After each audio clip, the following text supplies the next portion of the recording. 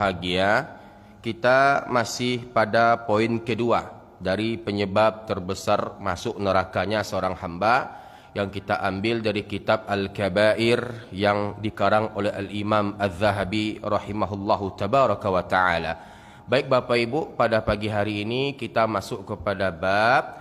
Kemarin kita telah membahas hak orang tua terhadap anaknya. Dan kita telah menjelaskan kepada kita semua kepemilikan ibu atas anak laki-lakinya, kepemilikan ayah atas anak perempuannya. Nah Bapak Ibu yang dimuliakan oleh Allah Subhanahu wa taala, pada pagi hari ini kita masuk kepada hak anak terhadap orang tuanya. Kemarin orang tua kepada anak, sekarang anak kepada orang tua. Bapak Ibu, Islam itu agama yang adil. Islam itu agama yang fleksibel. Islam itu agama yang universal. Bukan hanya orang tua yang punya hak, tapi anak pun juga punya hak. Terdapat dalam sebuah hadits yang sahih yang diriwayatkan oleh Imam Muslim dalam sahihnya, Nabi alaihi salatu wassalam bersabda, "Fattakullah wa'dilu baina auladikum." Ay kama qala sallallahu alaihi wa alihi wasallam. Bertakwalah kalian kepada Allah, berbuat adillah kalian di antara anak-anak kalian. Pada versi yang lain Nabi alaihi salatu wasallam bersabda, fa'dilu baina auladikum. Berbuat adillah kalian terhadap anak-anak kalian, kata Nabi alaihi salatu wasallam. Nah, kenapa Nabi memerintahkan demikian jamaah kaum muslimin dan muslimat yang dimuliakan oleh Allah? Orang tua yang tak bersikap adil kepada anaknya, orang tua yang pilih kasih terhadap anak-anaknya, yang satu ia tinggikan, yang satu ia tumbangkan, yang satu ia puja, yang satu ia cela, secara tidak langsung orang tua dengan karakter seperti itu akan menjadikan permusuhan di tengah anak-anak nantinya ketika mereka telah tiada. Jadi orang tua itu yang menciptakan api permusuhan Bapak Ibu. Sejatinya anak-anak itu Bapak Ibu terpulang kepada orang tuanya.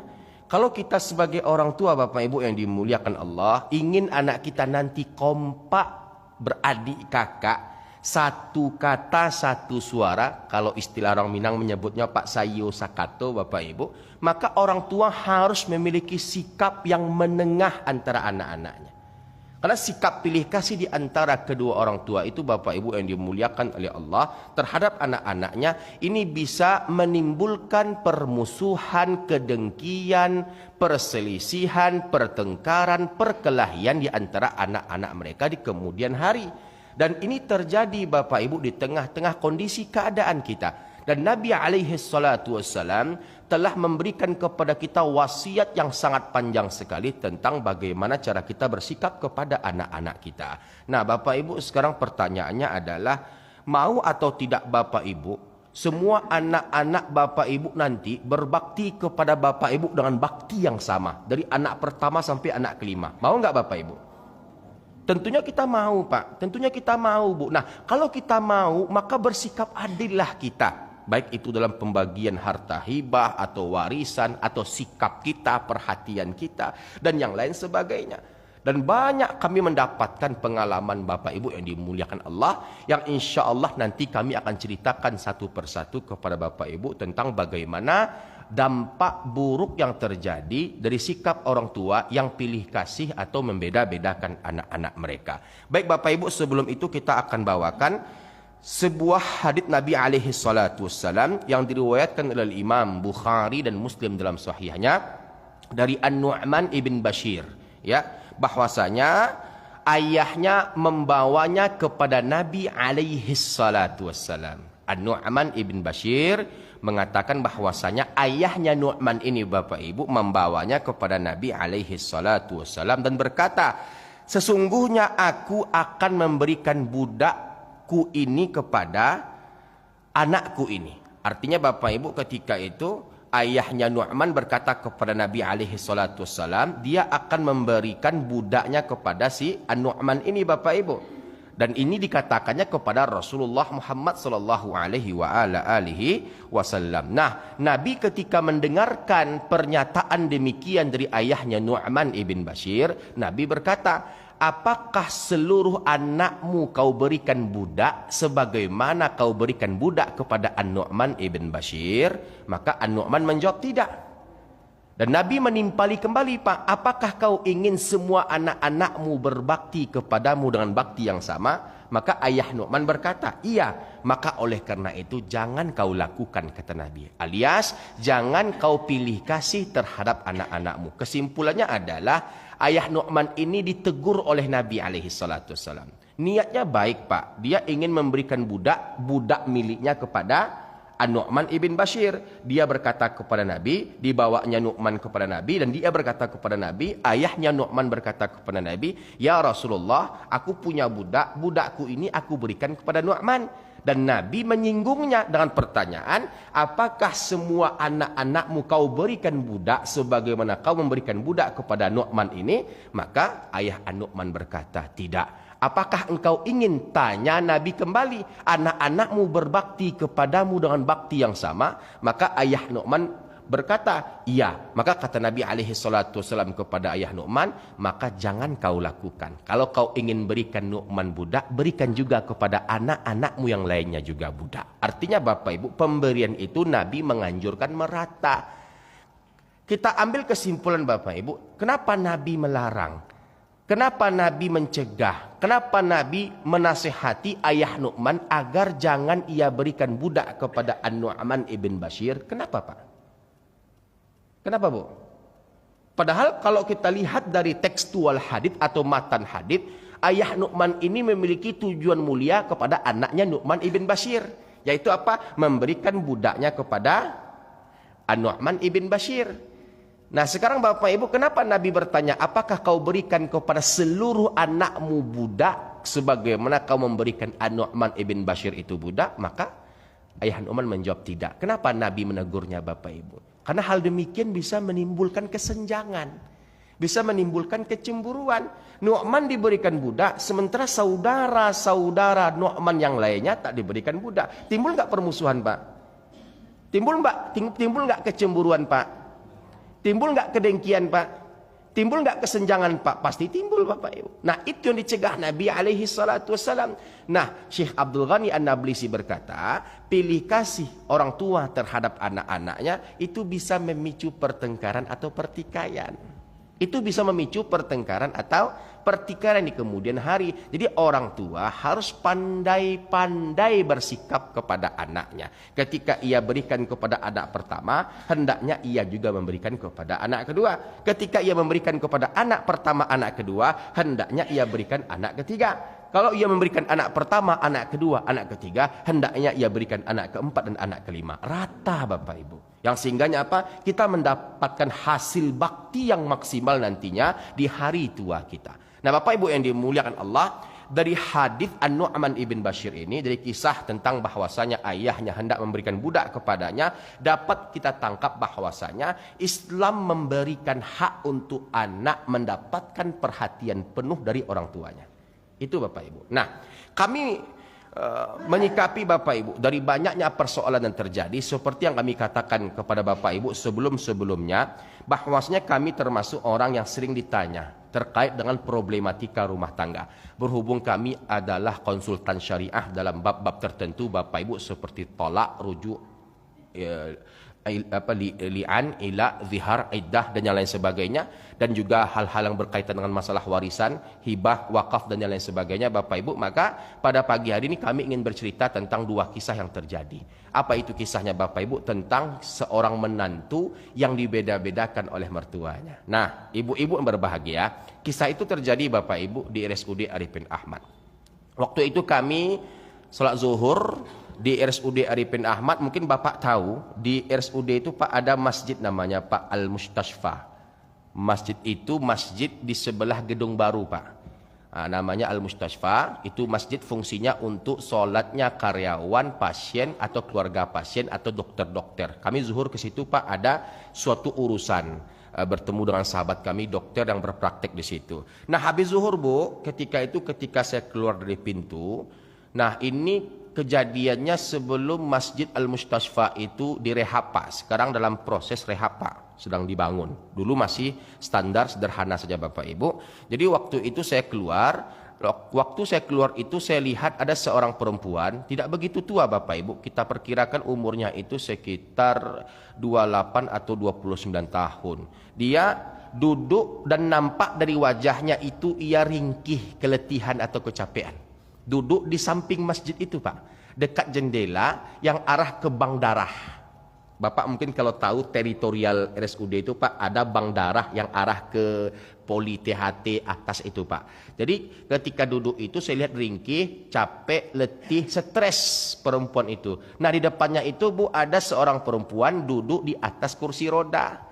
Perempuan itu agak sedikit gemuk, rambutnya pendek, keriting, dan saya tandakan dia pakai daster ketika itu Bapak Ibu.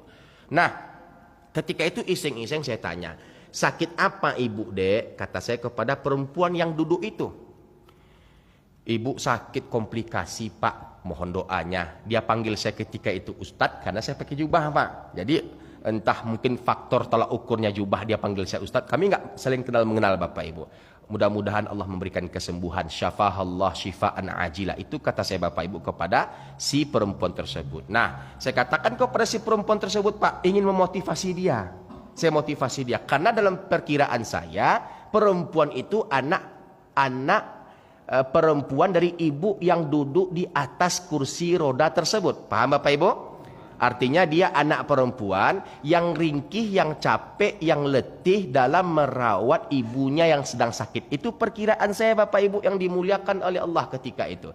Nah saya tanya ketika itu kepada anak perempuan itu, kami berbincang, kami berkomunikasi, lalu kami mendoakan syafahallah syifaan ajila, Allahumma ya rabban nas, adhibil ba's, washfi antas syafi la syifa illa syifa'uk, syifaun la yughadiru saqamah, dan doa-doa lainnya Bapak Ibu. Nah setelah itu saya motivasi, dek insya Allah ini surga untuk adek, merawat orang tua yang sedang sakit tak berdaya, adek cebokkan kotorannya, adek mandikan dia, sisirkan rambutnya, insya Allah ini asbab jembatan menuju surga Allah subhanahu wa ta'ala. Nah tujuan kami memotivasi Pak, mensupport dia untuk semangat merawat ibunya. Nah apa katanya Bapak Ibu, teriak dia ketika itu Bu, mungkin di puncak stresnya, atau mungkin di puncak sakit hatinya, atau mungkin traumanya yang belum hilang, yang sehingganya ketika kita katakan demikian Bapak Ibu yang dimuliakan oleh Allah, dia teriak Pak, teriak dengan nada yang cukup tinggi. Kami pun terkejut. Dia katakan kepada saya ketika itu, Ustadz ini bukan ibu saya. Saya ketika itu terkejut Pak. Kenapa saya terkejut? Karena perkiraan saya ini adalah ibunya dia. Ini bukan ibu saya, tapi ibu suami saya. Ibu suami saya alias mertua saya. Ustadz, dulu saya termasuk minantu yang disepelekan, diremehkan, dihinakan oleh ibu saya ini.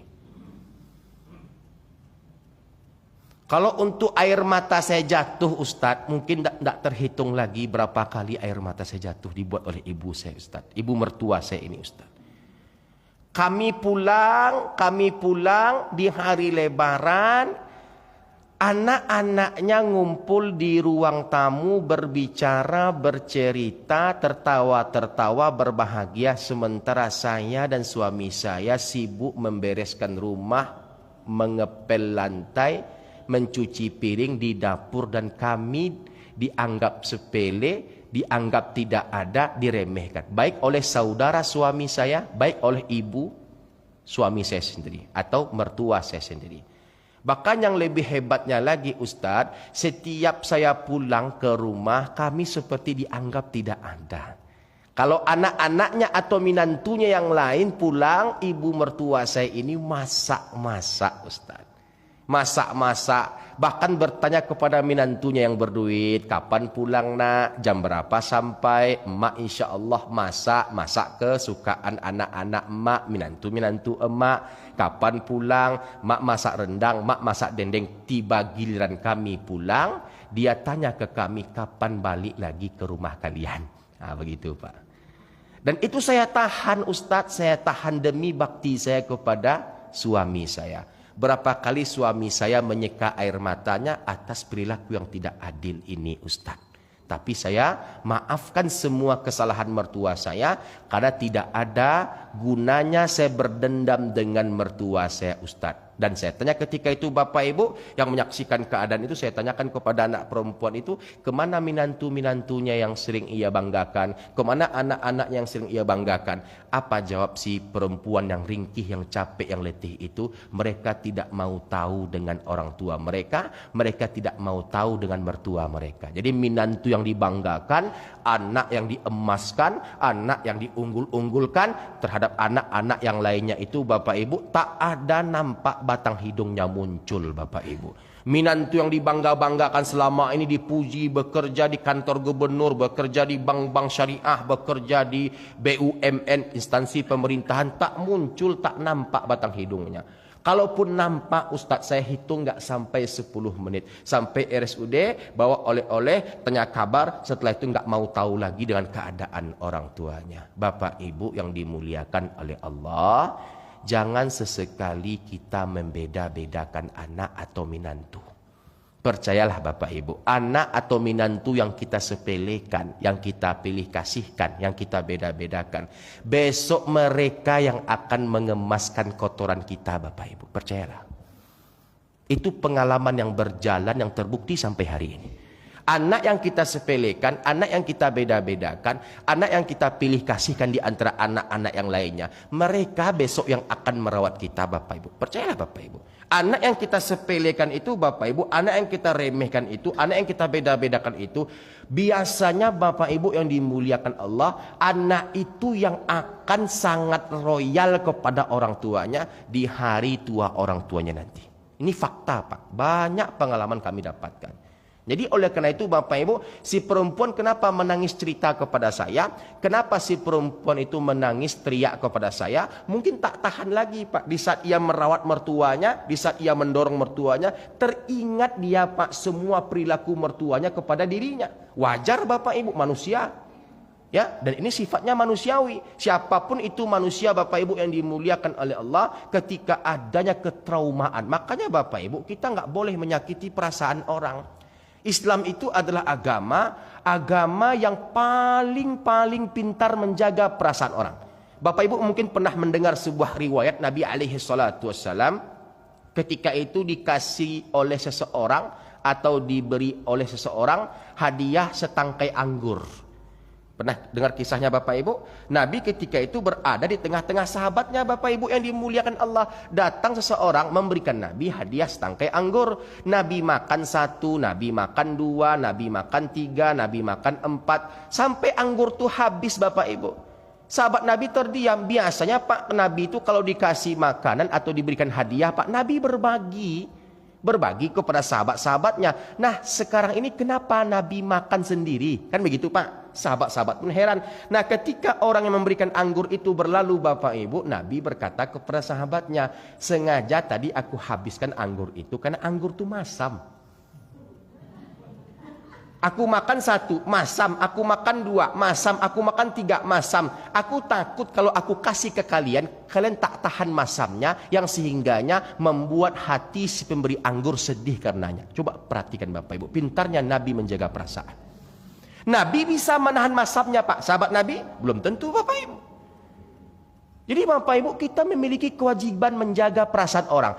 Kalau sudah hati yang terluka Pak, kalau sudah hati yang terluka Bu, ibarat kita menancapkan paku di dinding, walau paku tercabut, dinding tetap berbekas Pak.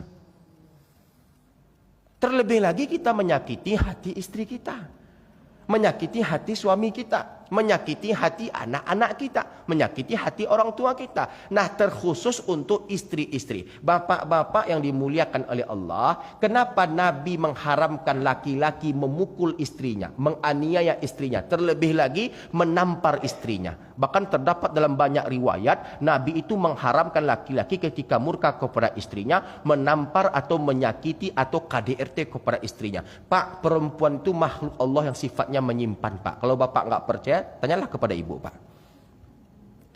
Pukulan bapak di tahun 2005 kemarin Pak, itu masih teringat oleh ibu-ibu tahun 2025 sekarang. Pukulan kita Pak di tahun 2005 kemarin Bapak Ibu, itu ibu-ibu masih ingat di tahun 2025 ini. Itu perempuan Pak. Makanya Nabi melarang kita menyakiti fisik mereka. Kalaupun kita bertengkar dengan mereka, maka apa yang diajarkan oleh syariat, pisah ranjang. Dalam bahasa fikihnya itu hajar. Hajar itu kita pisah ranjang. Istri kamar depan, kita kamar belakang. Tidak dibenarkan dalam Islam kita memukul Pak. Jangankan memukul, menyakiti perasaan istri saja itu diharamkan Bapak Ibu yang dimuliakan oleh Allah Subhanahu wa taala. Jadi oleh karena itu Bapak Ibu yang dimuliakan oleh Allah, sesuatu yang berupa kekecewaan atau ketraumaan itu sembuhnya lama Bapak Ibu. Apalagi ketraumaan yang lahir dari sikap orang tua atau mertua yang pilih kasih terhadap anak-anak mereka. Seperti kisah tadi Pak, yang ada pada seorang perempuan, seorang menantu yang letih, yang capek, yang ringkih dalam merawat mertuanya. Ternyata mertuanya yang selama ini waktu sehatnya, waktu bugarnya, waktu segarnya itu membeda-bedakan menantunya. Percayalah Bu, menantu yang kita beda-bedakan itu besok mereka yang akan merawat kita Bu. Percayalah Bu, mereka yang paling royal kepada kita besok tuh Bu. Percayalah Bu. Kalau Ibu nggak percaya, cobalah nanti Bu. Karena banyak kasus kami dapatkan, kami temukan Bapak Ibu yang dimuliakan Allah.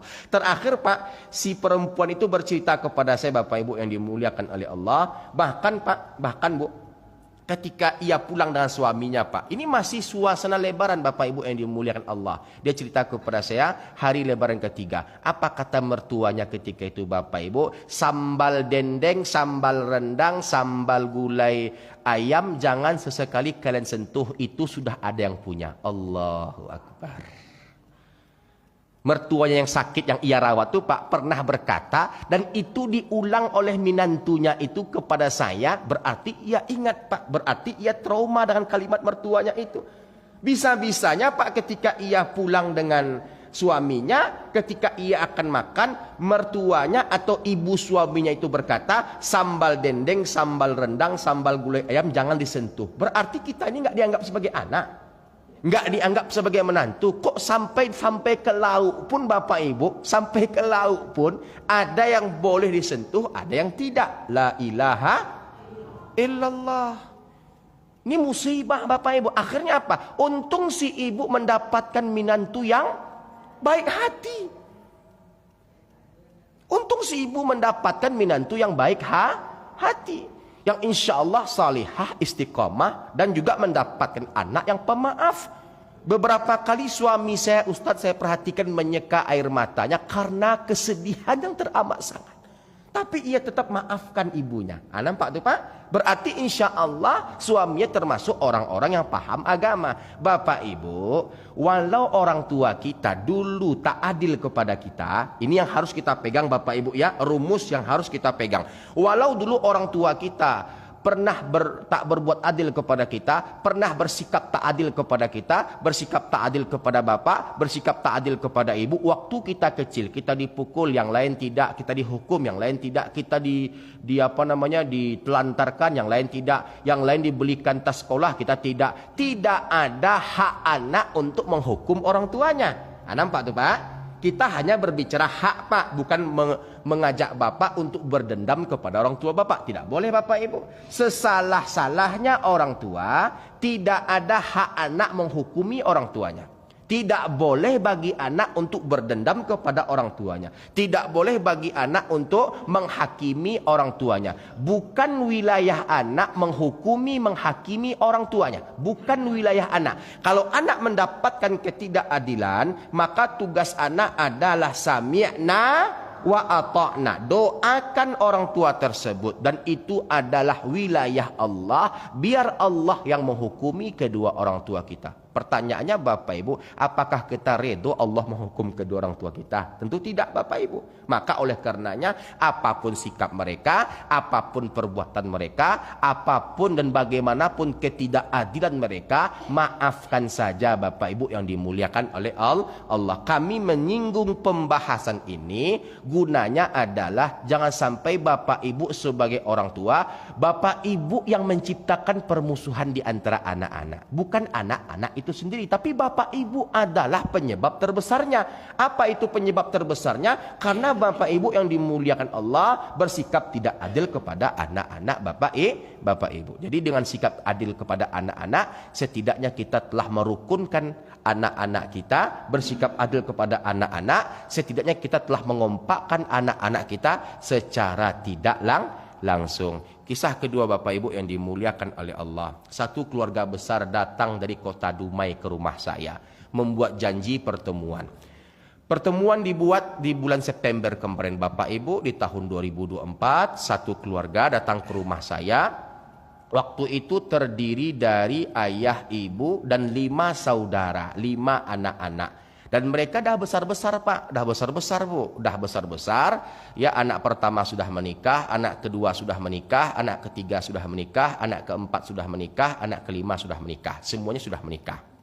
Nah, datanglah satu keluarga besar ke rumah saya malam-malam bapak ibu dan telah buat kesepakatan untuk pertemuan. Singkat cerita, bapak ibu yang dimuliakan oleh Allah, pada muqaddimah si ayah berkata kepada saya ketika itu, Ustadz, kami sengaja berkumpul anak beranak bersama orang tua, bersama saya, bersama istri saya. Saya minta petunjuk, saya minta nasihat. Tolong ditunjuknya ketika itu Pak ayah ini, ditunjuknya ketika itu anak keduanya. Tolong Ustadz nasihati anak kedua saya. Karena sampai hari ini tak pernah akur dengan saudara-saudari kandungnya. Ketika itu Pak, ia tunjuk anak keduanya. Nah bapak ibu yang dimuliakan oleh Allah, saya katakan kepada si bapak, si ayah tersebut, boleh saya bertanya langsung kepada anak kedua? Karena bapak ibu kita sebagai tempat bertanya Pak, kita nggak bisa menerima berita sepihak. Tentu ada sebab musabab, ada penyebab-penyebab kenapa mereka tak bisa akur. Nah ketika saya tanya kepada anak kedua, apa masalah kok sampai kita tak bisa akur dengan saudara-saudari kandung kita? Si anak kedua diam Pak. Apa katanya kepada saya ketika itu? Ini bukan urusan Ustadz. Sebenarnya saya tidak mau ke sini. Sampai mati saya tidak akan mau baik dengan saudara-saudari saya. Terkejut saya ketika itu bapak ibu. Saya katakan kepada anak kedua dengan penuh semangat, Bang, ingat bang, sabda Nabi alaihi salatu wasallam yang berbunyi dalam sebuah hadits yang sahih, yang diriwayatkan oleh Imam Muslim dalam sahihnya, la yadkhulul jannata qati', yakni qati'ir rahim. Tidak masuk surga orang yang memutuskan tali silaturahmi antar saudara kandung atau saudara iman. Saya tambahkan hadis berikutnya, laisa minna man yahjura akhahu fawqa thalatha ayyam. Bukan dari kelompok kami orang yang tak bertegur sapa dengan saudaranya lebih 3 hari 3 malam. Jadi bapak ibu kalau bertengkar jangan lebih 3 hari bapak ibu. Apa dampaknya? Dampaknya bapak ibu, dampaknya kita tak dianggap Nabi sebagai umatnya. Kalau kita tak dianggap Nabi sebagai umatnya, kemana nantinya kita akan minta syafaat bapak ibu? Kalau kita tak dianggap Nabi sebagai umatnya, kemana nantinya kita minta syafaat kalau bukan kepada Rasulullah alaihi salatu wassalam?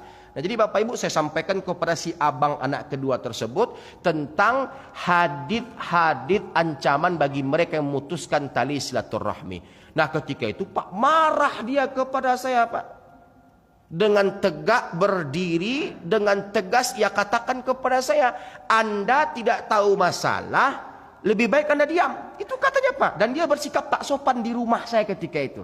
Nah bapak-bapak, ibu-ibu, saya sebagai tuan rumah ketika itu bisa nggak saya mengusir dia Pak?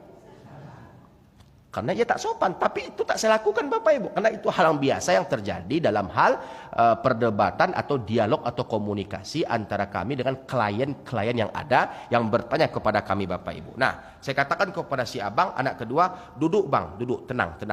Oke, sekarang saya dengar cerita versi abang. Akhirnya si anak kedua cerita, Ustadz, kami ini semuanya besar di kota Pekanbaru. Baik, kami besar di kota Pekanbaru dan kami sekolah semua di Pekanbaru sebelum kami hijrah ke kota Dumai.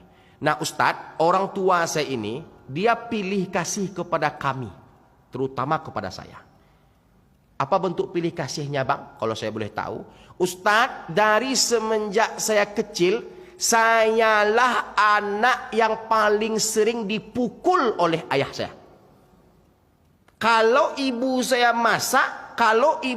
masak, makanan, saya anak terakhir yang boleh makan. Sebelum saudara-saudara saya yang lainnya makan. Bahkan, kenapa saya sering dipukul Ustadz? 4 saudara-saudari saya ini selalu menuduh saya ketika lauk habis, ketika sambal habis, yang dituduh saya pelakunya. Padahal mereka lah yang menghabiskan lauk pauk. Dipukul pakai ikat pinggang, dihantam pinggang saya, bahkan pernah dimasukkan ke karung, saya dicampakkan ke belakang rumah. Mati saja yang belum saya rasakan Ustadz, sambil berderai air matanya Bapak Ibu. Di saat dulu kan Bapak Ibu namanya kan caturulan nama itu Pak. Bukan semester kan Pak. Di saat pergantian apa nama itu Pak, kelas 1 ke kelas 2, kelas 3 ke kelas 4, kelas 5 ke kelas 6. Di saat kenaikan kelas, tentunya kan sibuk orang tua tuh Pak, membelikan buku baru, membelikan sepatu baru, betul Pak? Membelikan tas baru, betul Bu? Hanya saya yang dikatakan oleh ayah saya, pakai aja yang lama sampai punah, sampai rusak. Bahkan Ustadz celana SD saya itu Ustadz lah pakai samek. Tahu samek Bu? Labas samek Pak, Sarawak tuh Pak. Boleh saya pakai bahasa Minang Pak? Labas samek Pak Sarawak tuh Pak. Labas samek Sarawak tuh Bu. Bahasa mek bakabe jo tali rapia. Bahkan bakabe jo kajai Bu, tungkainya tuh Bu. Tahu kajai Bu? Nah, diikat dengan karet. Sepatu sudah berapa kali tombok Ustadz, ndak juga diganti-ganti oleh orang tua saya. Sementara saudara-saudari saya yang lainnya itu semuanya beli perlengkapan yang baru. Ke dalam jatuh air mata saya Ustadz. Ke dalam jatuh air mata saya Ustadz. Untuk uang jajan, kata ayah saya, pandai-pandai waang cari surang. Setelah saya pulang sekolah, apa yang saya lakukan ketika itu Ustadz? Menangis saya mendengar ceritanya Bapak Ibu. Dia ambil koran Pak, jadi peloper koran dia Pak. Saya sering Ustadz jual koran sama semir sepatu di pasar pusat Bapak Ibu yang dimuliakan oleh Allah. Bahkan saya pernah dipukul oleh preman ketika itu saya nyemir sepatu di depan bopet radar. Tahu Bu bopet radar Bu? Ketika itu Pak sedang semir sepatu Bapak Ibu, berarti dia cerita benar Bapak Ibu. Dia tahu semua tempat-tempat spot-spot di mana ia bekerja, di mana ia beraktivitas. Ketika nyemir sepatu kan zaman dulu banyak preman Pak. Diambillah uangnya yang ada di kaleng-kaleng uang tuh Pak, diambil, dia dipukul, bengkak-bengkak. Sampai rumah ia mengadu ke ayahnya, dipukul lagi Bapak Ibu. Untuk MDA saya tak pernah merasakan pendidikan agama di MDA. 4 saudara saya itu masuk MDA dan alumni MDA. Disebutnya Bapak Ibu MDA, tapi kami tak sebutkan nama MDA-nya karena ini untuk menjaga keprivasian Bapak Ibu yang dimuliakan oleh Allah. Jatuh air matanya ketika bercerita itu Bapak Ibu. Apa katanya kepada saya ketika itu? Untung saya termasuk anak yang tahu diri, yang tahu kewajiban berbakti kepada kedua orang tua saya. Kalau seandainya saya mendahulukan dendam daripada maaf, tentu mereka termasuk orang tua saya sudah saya hapus dari memori kehidupan saya. Nampak tuh Pak? Sebegitu sakit dan sebegitu traumanya. Saya katakan kepada dan saya tanyakan kepada orang tuanya ketika itu Bapak Ibu, terutama ayahnya. Saya nggak langsung percaya Pak, entah ini mungkin perasaan dia saja. Apa kata ayahnya Bapak Ibu yang saya tanya ketika itu, yang ia katakan tadi di awal mukaddimah, tolong nasihati anak kedua anak kedua kami. Saya katakan kepada ayahnya, betul Pak apa yang diceritakan oleh anak Bapak. Si ayah tertunduk diam. Betul Ustaz. Saya tanya kepada ibu, istri si Bapak atau ibunya si anak kedua tadi, betul Bu ibu berlaku demikian. Si ibu menambahkan Bapak Ibu, entah kenapa Ustaz, sedari kecil kami benci saja sama dia Ustaz. Ada model orang tua seperti itu Bu. Nengok dia tuh mau marah aja bawaannya Ustadz. Itu katanya Pak. Nggak saya tambah, nggak saya kurang. Nengok anak kedua tuh bawaannya tuh mau marah aja Bapak Ibu. Itu pengakuan ibunya. Lalu Bapak Ibu yang dimuliakan oleh Allah. Nah sekarang saya tanyakan kepada orang tuanya. Bapak Ibu, saya tanyakan kepada orang tuanya ketika itu. Di antara anak ibu yang berlima ini, mana yang paling sukses dunianya? Pak, Bu, saya tanya kepada orang tuanya ketika itu Pak. Maka orang tua, si bapak, si ibu, ayah dan ibu anak kedua itu menunjuk anak kedua. Dia yang paling sukses dunianya Ustadz. Saya tanya kepada anak kedua ketika itu, Pak, abang kerja di mana? Rupanya si anak kedua itu pengusaha, Pak.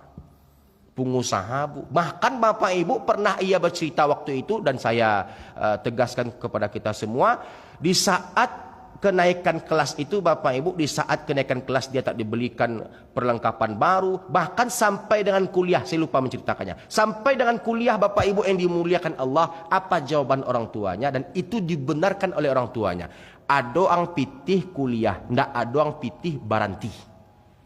Itu Pak kalimat orang tuanya kepada si anak kedua. Ado pitih kuliah, ndak ado pitih tadiam. Ngerti maksudnya, Pak? Akhirnya apa, Pak? Dia bekerja serabutan demi kuliah. Dan ternyata Bapak Ibu, dari hasil kegigihan dia Bapak Ibu yang dimuliakan oleh Allah, dia termasuk seorang magister, kuliah S2-nya di Melbourne, Australia, Bapak Ibu.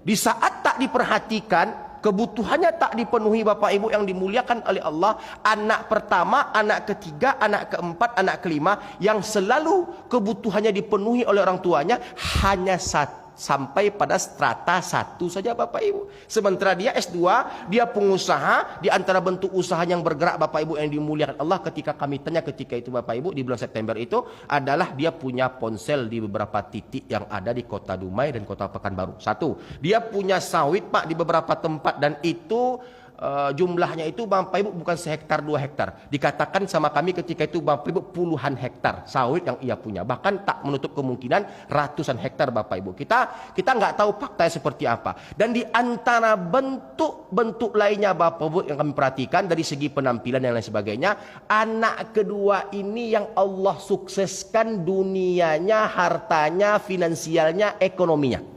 Bahkan Pak, anak kedua ini dalam cerita yang kami tangkap itu, yang paling sering, yang paling besar memberikan uang belanja bulanan untuk kedua orang tuanya. Di saat yang lainnya itu Pak nggak peduli, nggak peka. Di saat yang lainnya itu Bapak Ibu memberikan mungkin entah 100 atau 200, dia memberikan uang belanja kepada orang tuanya itu Bapak Ibu yang dimuliakan oleh Allah SWT, jutaan Bapak Ibu. Bahkan sampai terpenuhinya kebutuhan orang tuanya dari bulan ke bulan.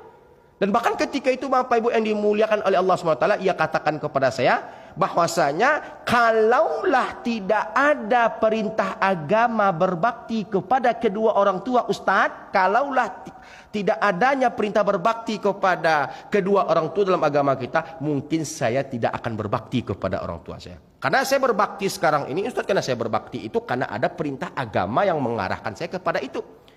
Karena adanya perintah agama untuk saya sebagai anak dalam hal menjalankan birrul walidain, berbakti kepada orang tua. Kalau perasaan Ustadz, perasaan itu sama sekali tidak ada. Saya memberikan uang kepada orang tua saya itu atas dasar bakti, bukan atas dasar cinta. Nampak tuh Pak? Nampak tuh Bu? Seberapa dalam luka yang telah tergores dalam hati anak kedua tersebut. Saya memberikan uang belanja bulanan, saya penuhi kebutuhan bulanannya, dan istri saya tak mempermasalahkannya. Saya berikan uang belanja bulanannya, itu atas dasar bakti, karena agama yang memerintahkan itu Ustadz, bukan karena cinta. Nampak tuh Pak? Nampak tuh Bu? Kalaulah bukan karena perintah agama, mungkin saya sudah lama menghapus mereka dalam kamus kehidupan saya. Tapi tidak untuk saudara, saudari saya, sampai mati mereka tak akan bisa saya maafkan. Itu katanya Bapak Ibu. Nampak tuh Pak? Nampak tuh Bu? Untuk orang tua karena ada bakti kepada orang tua dan itu perintah agama. Makanya ia lakukan Pak. Ia memberikan uang belanja kepada orang tuanya itu Bapak Ibu karena apa? Karena bakti tadi itu, karena perintah agama tadi itu.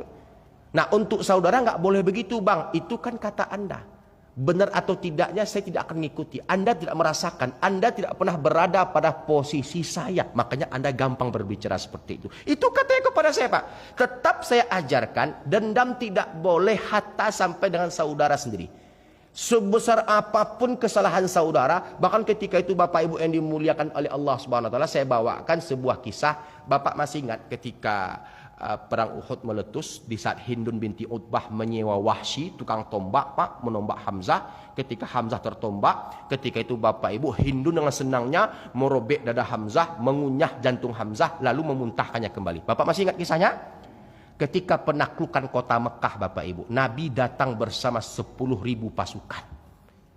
Nabi datang bersama 10.000 pasukan dari kota Madinah. Ketika itu Bapak Ibu sampai Nabi di Mekah, apakah Nabi memutilasi Hindun?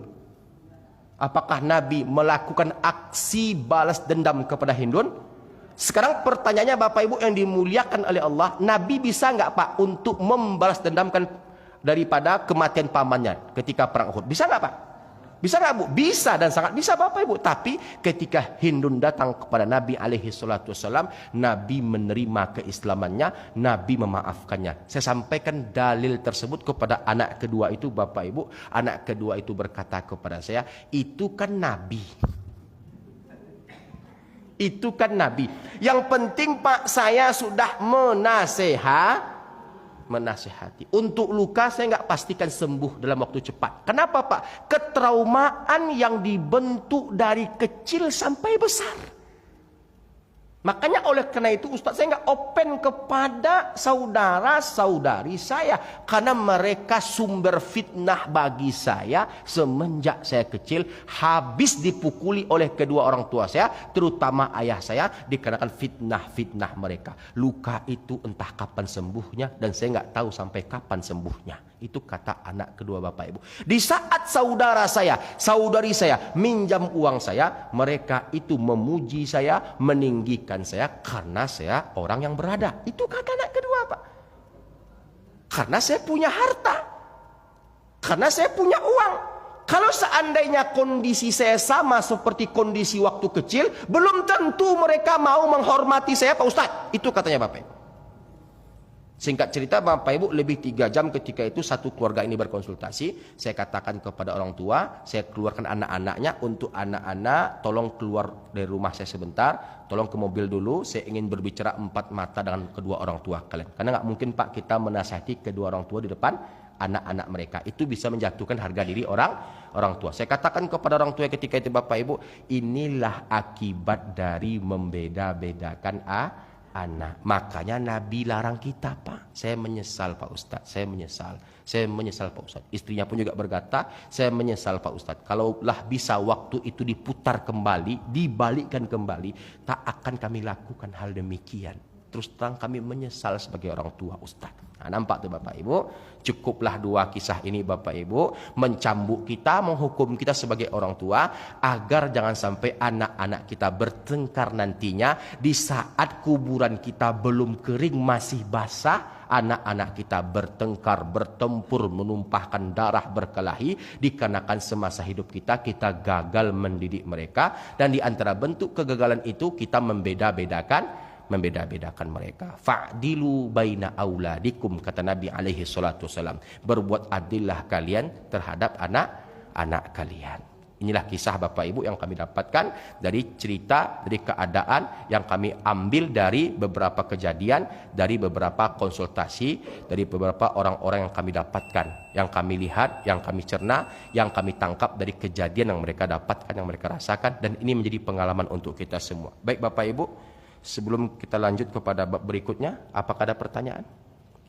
Yang ingin bertanya dipersilahkan.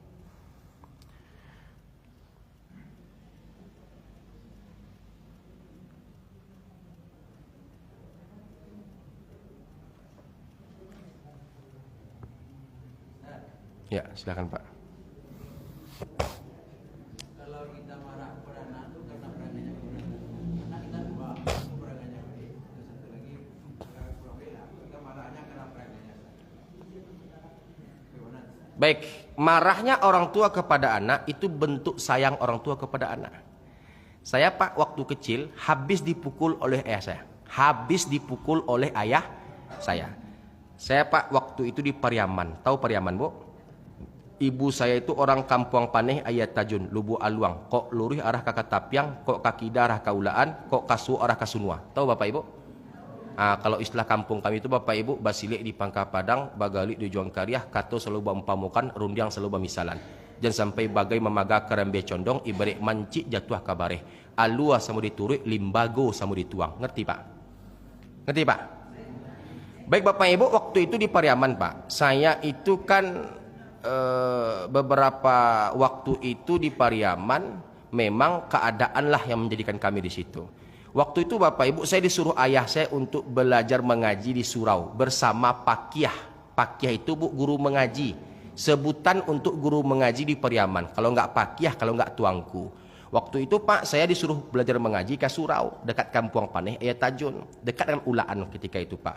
Nah ketika itu Bapak Ibu yang dimuliakan Allah SWT, kami itu Bapak Ibu hobi mancing belut di sawah. Mancing belut di sawah. Entah kenapa Pak Ooi, belut ini sepertinya suka menggoda kami. Karena surau itu Pak, pasti kami melewati pematang sawah. Supaya lebih dekat untuk pergi ke surau. Pagi siang pulang sekolah tuh Pak Ooi, belut tuh nggak ada keluar. Ketika kami berangkat mengaji ke surau, nampak Bu kepala belut tuh Bu. Seakan-akan menggoda kami, tangkap kami. Seperti itulah Pak Ooi.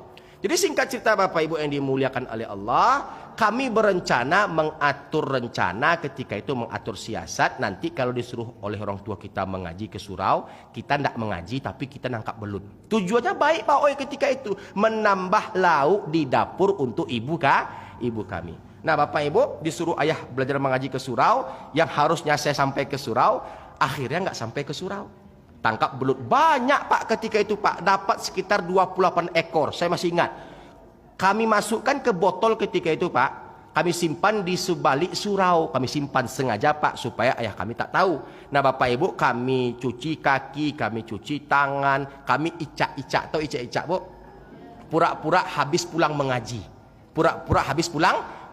Pulang saya ke rumah, apa kata ayah saya ketika itu? Boleh saya pakai bahasa Minang Pak?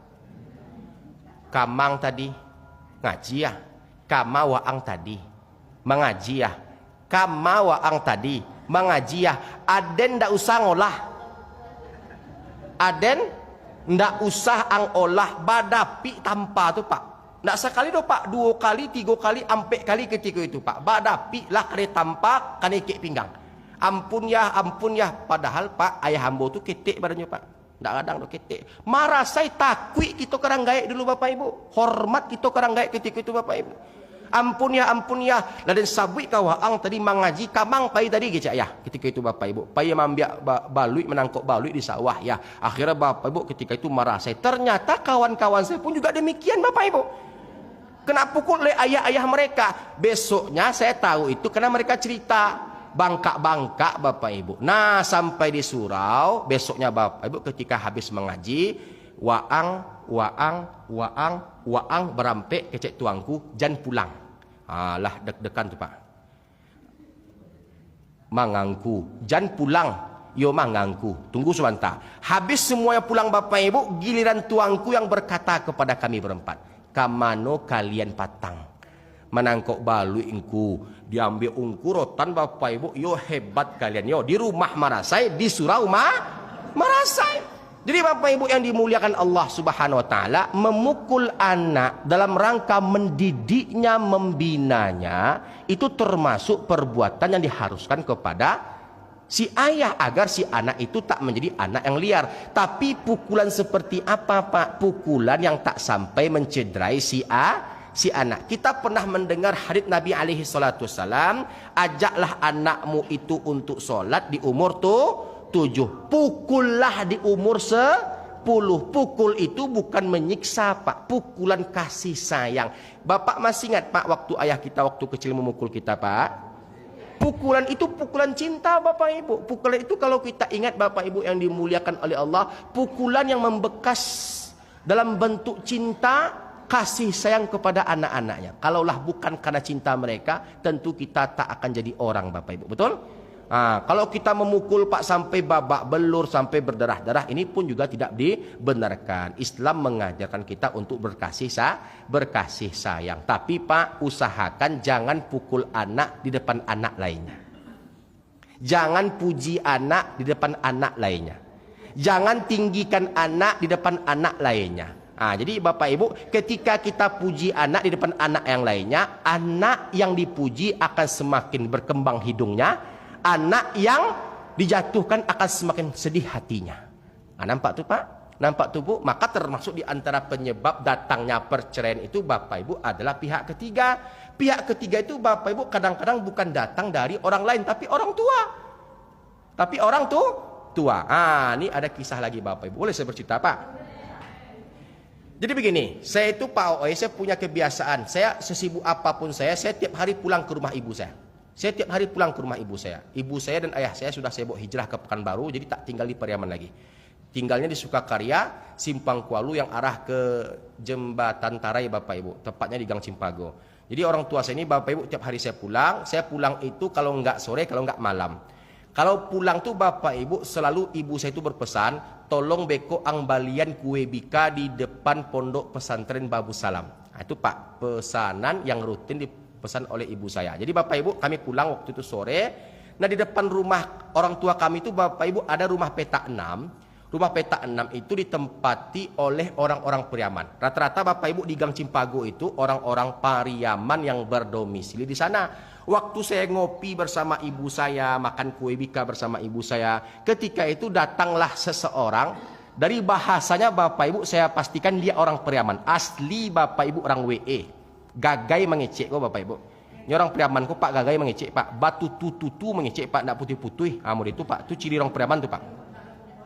Bahkan Bapak Ibu saya pernah sampaikan kepada beberapa kawan-kawan mutawif di travel umroh Bimalindo Hajar Aswad, sekeras-kerasnya orang Arab lebih keras orang Pariaman. Begitu Bapak Ibu. Ya Pak ya. Baik Bapak Ibu yang dimuliakan Allah, ketika itu Pak saya dengar dan ibu saya mendengar. Kami tertawa berdua Bapak Ibu. Kami tertawa berdua. Apa yang kami tertawakan? Si ibu-ibu ini yang datang dari Pariaman ini berkata kepada anaknya yang ngontrak di rumah petak 6 itu. Ondeh piak atau piak Bu? Ondeh piak ba kok bisa mode kau bana rumah kau piak, kau rancak, kau kame, kau putih tinggal ditampek modeko laden sabwi kakau kau patang jangan ditarimu pajako kau tarimu juga. Kok kau tarimu kau patang lamaran camat, lamaran anak polisi, alah bauto kau gini. Coba celiak kini pir yang kau pacah, galeh kau rata, samba kau talua, manga kau namanya kau. Padahal si anak tuh Bapak Ibu kata ibu saya baik-baik saja Pak sama suaminya. Suaminya ketika itu Bapak Ibu bekerja sebagai driver Gojek. Mereka nggak ada masalah Pak, nggak ada problem Bapak Ibu. Orang tuanya datang dari kampung memberikan pengaruh buruk. Kok kau tarimo ke patang lamaran daripada anak polisi, camat, entah apa kecil ketika itu Bapak Ibu. Mungkinlah bau to kau kini. Cuba celiak kakak kau. Cuba celiak uni kau. Dek mandanga kecil dan sejahtera hidupnya kini. Mungkin kakaknya Bapak Ibu lebih lebih bagus keuangannya Bapak Ibu karena mendengarkan cerita ataupun kata daripada si ibu. Jadi Bapak Ibu yang dimuliakan Allah, yang harusnya si ama ini datang dari kampung Pak menegarkan hati si anak, ya, memantapkan hati si anak. Ndak baadoh nak, yang penting kau le elok-elok se. Yang penting kau le akur-akur se. Pitih bisa dicari. Baapun kue badai menimpa kalian, jangan sesekali kalian lempek dari kapal. Harusnya seperti itu kan Pak. Berapapun kuat badai menghantam kalian, jangan pernah lompat dari kapal. Harusnya seperti itu nasihat orang tua kepada anak. Yang ada orang tua ibunya ketika itu mempengaruhi anaknya. Ondeh piak laden sabui kakau ke patang piak. Makanlah dek kau cinta buto tu piak. Rasailah dek kau kini. Nampak tu Bapak Ibu? Mempengaruhi. Nah yang seperti ini Bapak Ibu membanding-bandingkan anak, dan ini termasuk perkara yang tercela. Nggak boleh Pak. Miskin kaya anak kita itu sama. Roda itu berputar Bapak Ibu.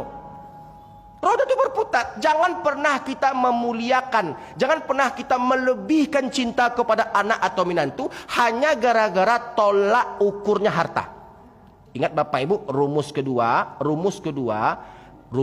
yang harus kita hafal pada pagi hari ini, bangkitnya seseorang yang diremehkan itu akan sangat sulit untuk ditumbangkan. Percayalah Bapak Ibu. Orang yang kita sepelekan itu Pak, orang yang kita remehkan itu Bu, sekali bangkit akan sulit untuk ditumbangkan. Percayalah Bapak Ibu, ini bukti fakta realita yang terjadi dalam data dan berita.